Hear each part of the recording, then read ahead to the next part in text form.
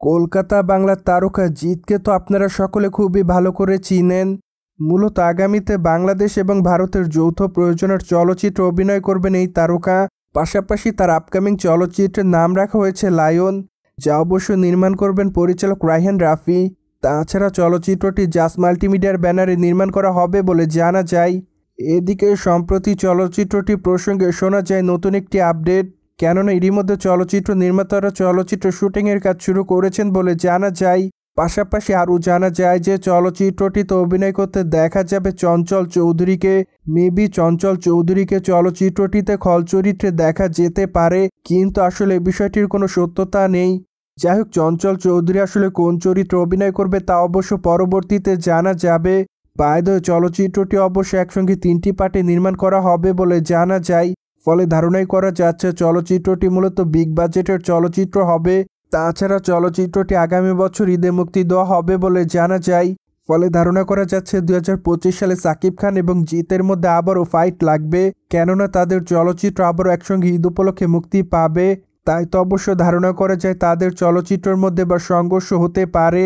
By the recently এক ঘনিষ্ঠ সূত্রের মাধ্যমে জানা যায় যে টলিগঞ্জের তারকা জিতের এই চলচ্চিত্রটির নাম প্রাথমিক পর্যায়ে লায়ন রাখা হয়েছে, কেননা চলচ্চিত্রের নাম মেবি পরবর্তীতে পরিবর্তন করা হতে পারে। পাশাপাশি চলচ্চিত্রের বেশিরভাগ অংশের শুটিংয়ের কাজ সমুদ্রে করা হবে। মোরোবা ধারণা করা যাচ্ছে যে জলদস্যুর উপর গল্পটি নির্মাণ করা হবে।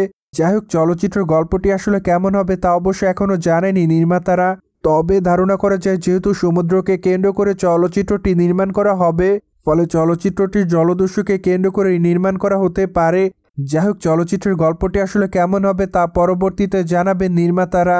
বাই দ্য ওয়ে, বর্তমানে টলিগঞ্জের তারকা জিতের হাতে একাধিক প্রজেক্টের কাজ আছে বলে জানা যায়, কেননা আগামী দিনে এই তারকা কলকাতা বাংলা চলচ্চিত্রে তার নতুন প্রজেক্টের শুটিংয়ের কাজ শুরু করবেন।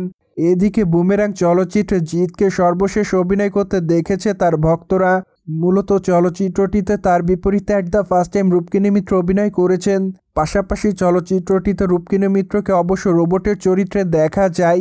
ফলে চলচ্চিত্রটিতে একসঙ্গে 2টি চরিত্র প্লে করেছেন রূপকিনী মিত্র, কেননা প্রথমত তাকে সাধারণ মানুষ এবং দ্বিতীয়ত তাকে রোবটের চরিত্রে দেখা যায়, যার জন্য অবশ্য রূপকিনী মিত্র তার চরিত্রটির জন্য তার ভক্তদের কাছে আলোচনাতে এসেছিলেন। সোভিয়ার জেনে তো নিলেন টলিগঞ্জের তারকা জিত লায়ন চলচ্চিত্রে এবার অভিনয় করতে দেখা যেতে পারে চঞ্চল চৌধুরীকে। ফলে এই বিষয়টি নিয়ে কোনো মতামত থাকলে কমেন্ট বক্সে জানাতে ভুলবেন না। And subscribe our channel for more update.